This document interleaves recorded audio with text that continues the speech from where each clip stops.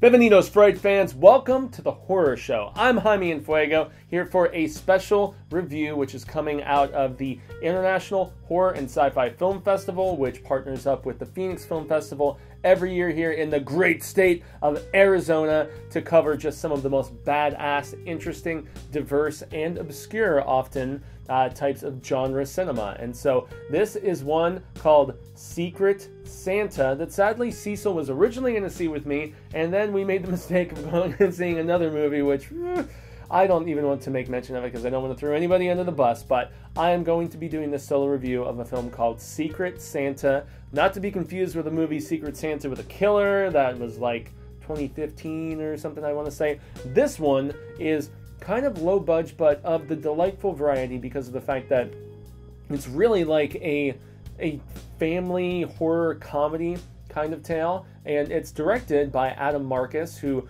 did a screenplay write. I don't know if it was a rewrite or if it was just, assisting in, the initial process of the Texas Chainsaw 3D, but most notably, he did Jason Goes to Hell. I was about to say Freddy's Dead. I was like, no. Adam Marcus did Jason Goes to Hell, which was the final Friday. That's why I was thinking that. But yeah, so this is a new film that he just got done putting together, and he'd been working on it for a couple years actually. So he said when he introed it at the festival that it was filmed like in one large chunk, and then they got back together for final filming and stuff like that, like almost a year or so later. But this, I love my horror and my comedy, but this is much more so on the comedic side of things, I must admit. And so we really don't get the horrific aspect until like the back half of the film. We see different kinds of horror in the first and most of it up until, the real scares come and stuff like that. So the horror is the dysfunctionality, I guess I could probably say, of this family unit. And so here on the Horror Show, we always talk about initial impressions, then we segue into story and acting and things of that nature. So overall impressions of Secret Santa, I can't say I loved it, but I was entertained by its insanity. I mean, a lot of the characters in this have that stereotypical essence to them, but the interplay and the interactivity and everything, it just, with so many different shades of, gray or whatever, like just nutsness, it's a very interesting mixed melting pot of wackiness. Not all of the humor hits, but a lot of it does. And, Adam, when he was also introing it, he said that this is a film where we were pretty much like, we're going to offend everybody. We don't care what your race is, your sexual preference, your gender, or whatever. We are pulling no punches, and they definitely succeeded with that, I guess. They make fun of just about everything in this. So, yeah, if I'm going to jump into, but overall impression, I was entertained, but I didn't love it, but it was fun enough. Cecil should have watched this instead of that other movie that I mentioned. So, yeah, let's jump into the story of it. And so, this is a family reunion annual event, like Christmas party kind of thing, and it gets the name Secret Santa from the fact that they always do like a Secret Santa kind of thing every single year, and there's one person that chooses a gift, and then they pass along and try to guess who gave what to who and stuff like that. And so, but it really boils down to the fact that this main character is showing up at this party with her insane bitch of a mother who is hosting it, and she has a new boyfriend, a new serious boyfriend. And, she's got the extended family, but the extended family essentially entails a, mother who has, some children from one end, and a father, who had previous children before and stuff like that. So it was like kind of rich Brady Bunch kind of thing, but with a marriage that inevitably went sour. Her father eventually shows up, but also showing up is, the older children from just his side of a previous marriage. And so then once again, a very mixed bag of, like bloodlines and characters and, all kinds of different things. And they do not get along. And that's where the venom and the vitriol in this movie really comes from, is the fact that you put all these people in one house, in one room, and it's not everybody is going to get along. There's one daughter in particular. It's not the main character. It's, I'm presuming, the younger sister, but she she hates life. She hates everything. She was a character that really just, she grinded my gears. She was just too much, you know. But yeah, long story short, it really, the main hinging plot point is the fact that something is put in the punch at one particular point that makes people, as the night goes on, start to rage, and it takes quite a while for it to really manifest itself properly, but you see hints of it early on, you know, and you think it's just, oh, well, it's boozy punch that, you know, the main matriarch mother made, and so, oh, of course, people are starting to get, you know, tensions are flaring because it's family members who don't get along, and there's alcohol involved, and many of you probably know how that goes, but yeah, I must say, it's a pretty base story. It's things that we've seen before. It's not until the twist really manifests itself properly, but the real core of the story is the dysfunction here, as I mentioned earlier. And since I'm not trying to give anything away, that's really all that I can say about the story. So it is by the numbers, but the dialogue and just the interplay amongst everyone is where this one really kind of shines and sets itself apart, I guess. So if we're going to jump into performances, you know, there's a few that are good and a few that are really bad. Really bad, most notably, is the son from the previous marriage of the father, because the father, you know, the estranged, divorced, you know, father who, you know, is on really bad terms with the mother of our main character and stuff, and works for a pharmaceutical company, ironically enough, and is dealing with some very bad PR at the moment.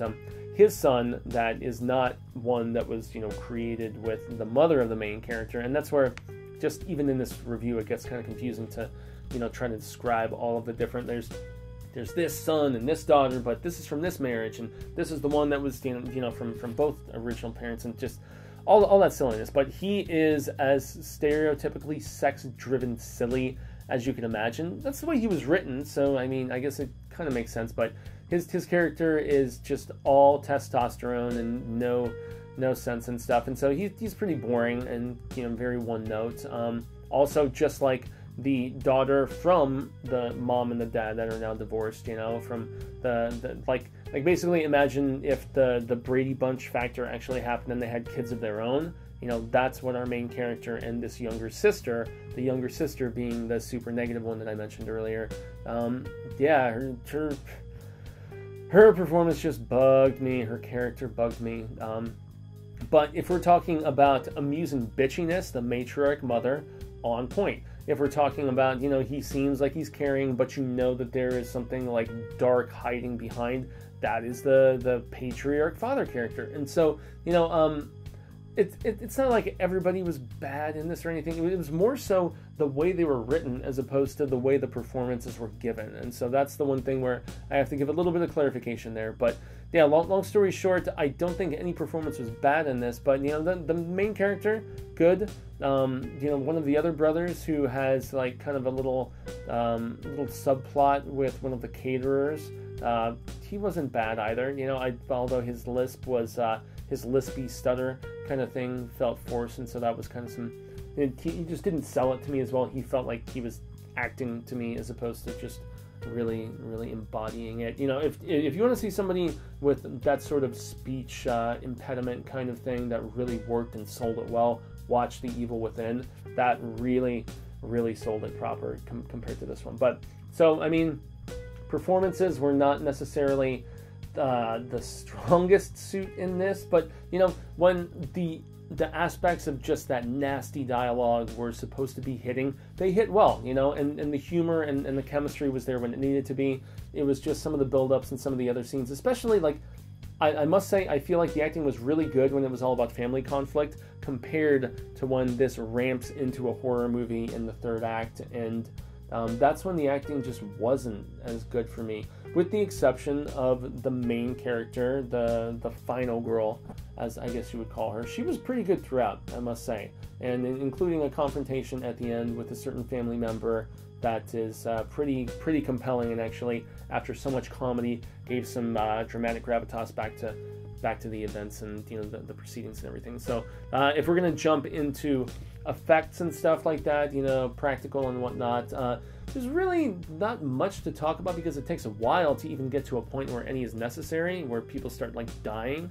But I guess once it happens, it's pretty good. There are a few keynote moments in the third act where there's some inventive. I just don't know if I can even say how things go because it's like a spoiler.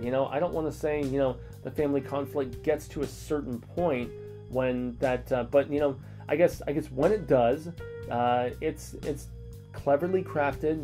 The film is decently shot for being very self-contained. Most of it is in just this vacation house of sorts that it seems like, and so decent shots throughout the house. Like nice following shots and stuff like that going upstairs and things of that nature.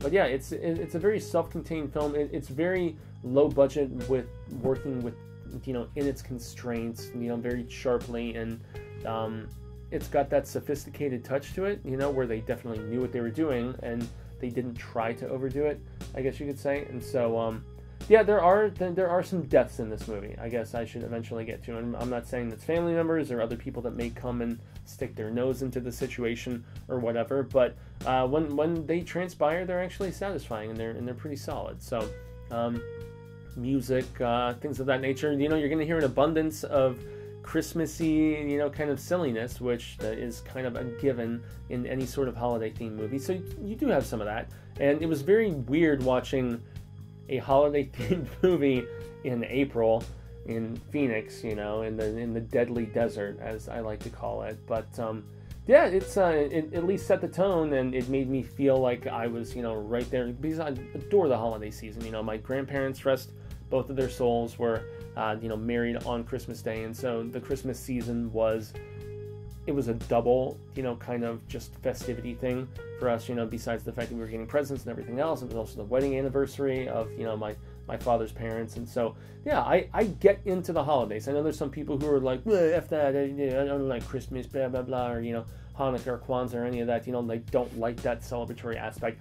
I love the holiday, and I especially love when you get a very candid and personal just representation of how we try to work things out on the holidays, but in reality, it could be a temporary thing, and there's often so many deep-rooted problems that we create, that really just the roots grow, and they grow and they grow during the regular year, and it's not going to be totally remedied in one night or in a week or a few days or whatever the hell it may be. And I think that's one thing that this film captures very, very well, is the fact that you can't just fix things in the holiday season. You can't go through an entire year of disregard and lack of compassion and everything, and then suddenly everything's going to be just hunky-dory fine. But they do it with a very sharp tongue, and with a just kind of clever and amusing approach to it. And so I actually really quite enjoyed Secret Santa. I haven't seen the other one from 2015, so I don't have much of a base of comparison to it. So this was one of two that we saw here at the Phoenix Film Festival. We also saw All the Creatures Were Stirring, which is by the McKendries. Rebecca, most notably from Blumhouse and stuff. And so, yeah, I have to say, while I didn't adore Secret Santa or anything like that, this is definitely the one that Cecil should have watched, and I will stress it, here for the third time. So, yeah, guys, I have been Jaime and Fuego. I extend a grande gracias to all who tuned in here for this review. Make sure to check out all the previous ones that we did, whether at the festival site or back here at the home studio. We did a ginormous ton of them. I myself saw 22 features and 26 shorts in that span of time. And if you haven't, made sure to check out our TeePublic site, which is in the links below, or subscribed here and ring that bell so you can hear a notification on your little phony device anytime we put up a new video, whether it's a review, a trailer reaction, Hail to Stephen King, convention coverage, whatever it may be. Please do so, because we want you to check out the full breadth of everything that we do here on the Horror Show. So I have to say, Oscar, yeah, this is funny. Hasta luego, Cinemigos. I hope that we get to see one another sooner rather than later. And until that happens, y'all, remember, stay scared.